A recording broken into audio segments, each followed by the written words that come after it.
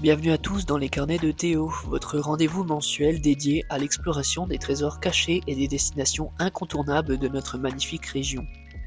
Que vous soyez habitant de longue date ou visiteur curieux, cette émission vous guidera à travers les paysages pittoresques et les expériences enrichissantes que nous offre le territoire Ventadour-Égletons-Monétiers. Chaque mois, je serai votre guide dans cette aventure au cœur de notre patrimoine naturel, culturel et historique. Ensemble, nous partirons à la découverte de sentiers battus et de lieux emblématiques, nous dévoilerons des anecdotes fascinantes et nous partagerons des conseils pratiques pour vivre pleinement chaque escapade.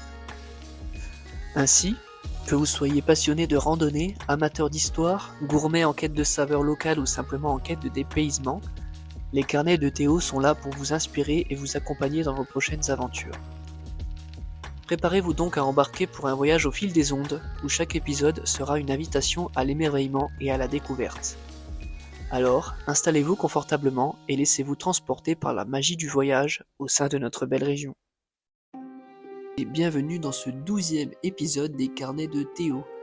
Aujourd'hui, je vous emmène à la découverte d'un site emblématique de la Corrèze, un lieu chargé d'histoire et de poésie, le château de Ventadour, perché fièrement sur son éperon rocheux à Moustier-Ventadour.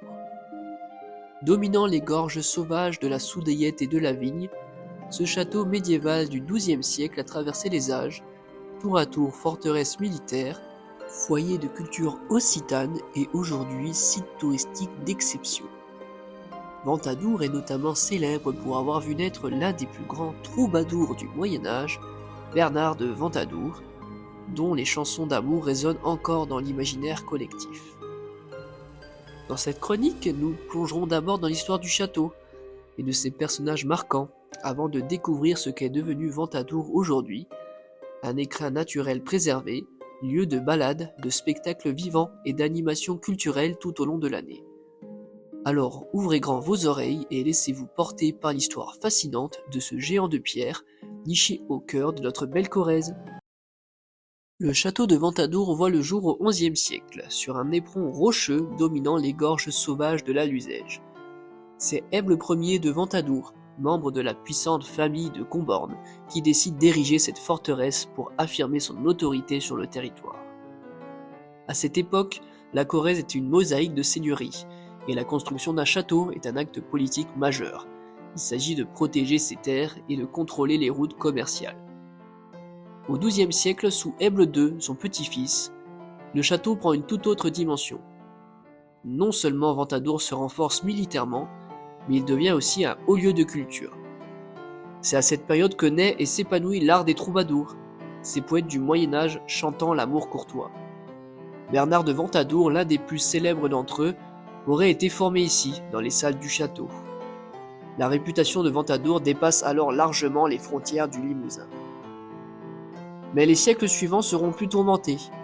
Au XIVe siècle, en pleine guerre de Cent Ans, la région est ravagée. Le château est pris par les troupes anglaises qui occupent Ventadour et l'endommagent lourdement.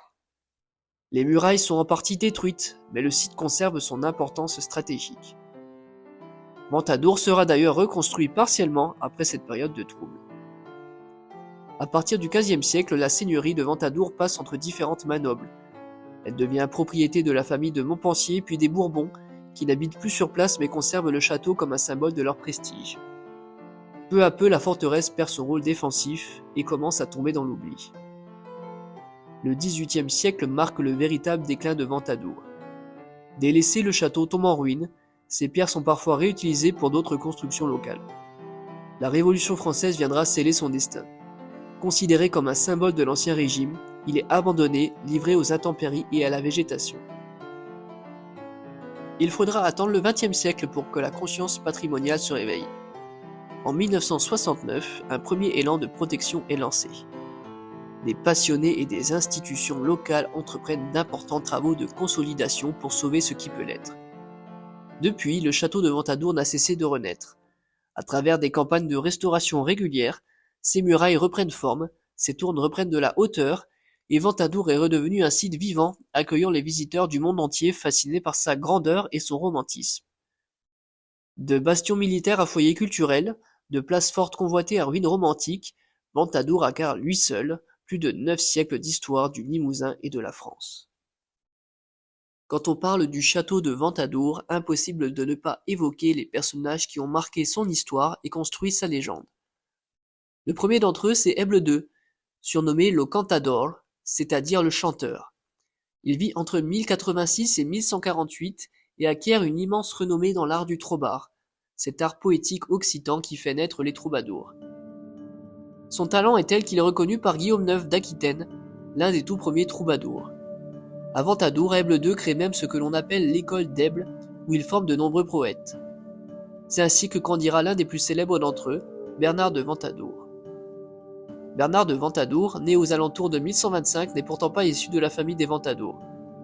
Fils d'une servante et d'un fournier, il aurait vu le jour non loin du château. Remarqué pour sa courtoisie et son talent, il est pris sous la protection d'Eble II.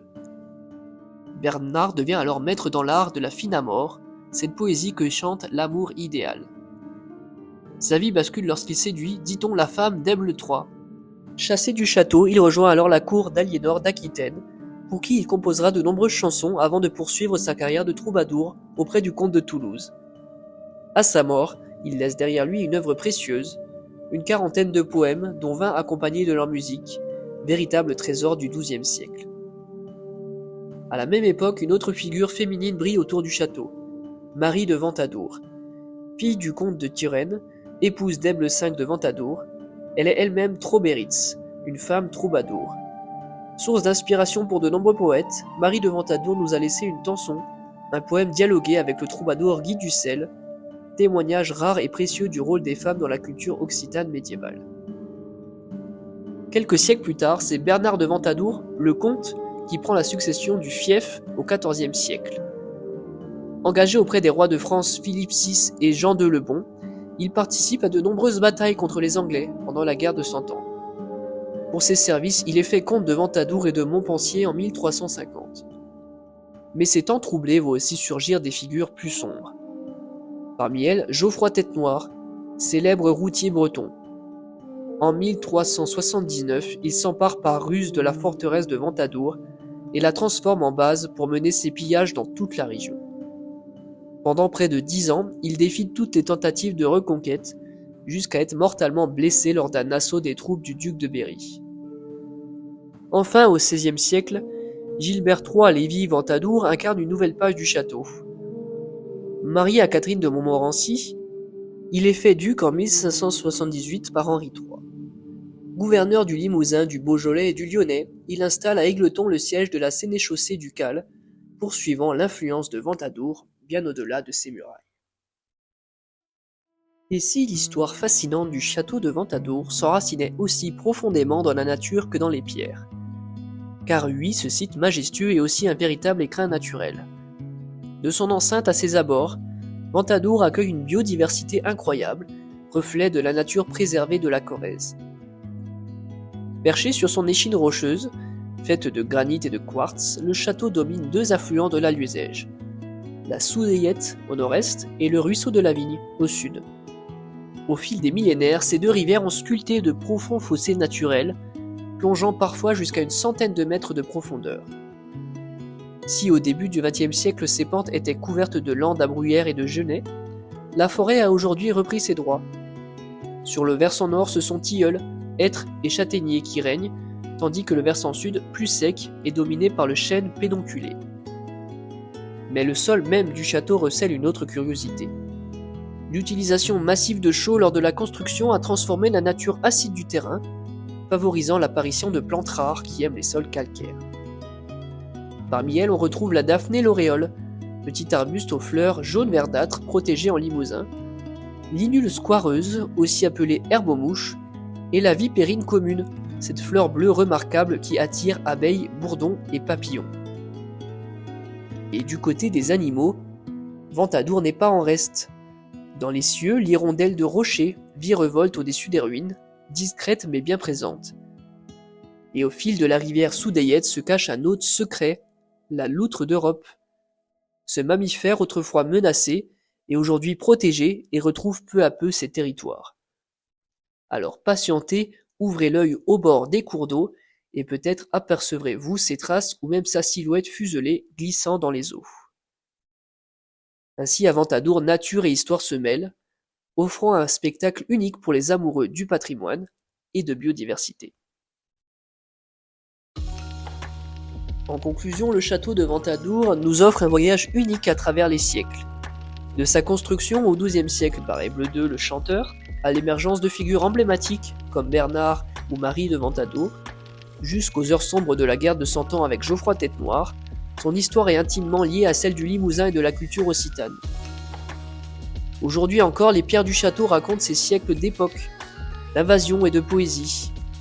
Mais Ventadour, ce n'est pas seulement un trésor historique, c'est aussi un grain de nature exceptionnel, nous l'avons vu, où faune et flore cohabitent en harmonie. Et parce que Ventadour est un lieu vivant, il est aussi un formidable terrain de découverte et de partage. Ouvert d'avril à la Toussaint, le château de Ventadour propose des animations toute l'année pour petits et grands. Cette saison 2025 sera par exemple rythmée par de nombreux événements. En mai, vous pourrez par exemple assister à un spectacle de théâtre, vous amuser lors d'un escape game dans les ruines du château ou encore vous émerveiller devant une démonstration de fauconnerie. Ainsi, pour connaître toutes les informations pratiques, les dates d'ouverture et le programme complet des animations, rendez-vous sur château-ventadour.fr. Pour la suite de nos aventures, rendez-vous le mois prochain où nous continuerons à parcourir et raconter les histoires des villages de notre beau territoire.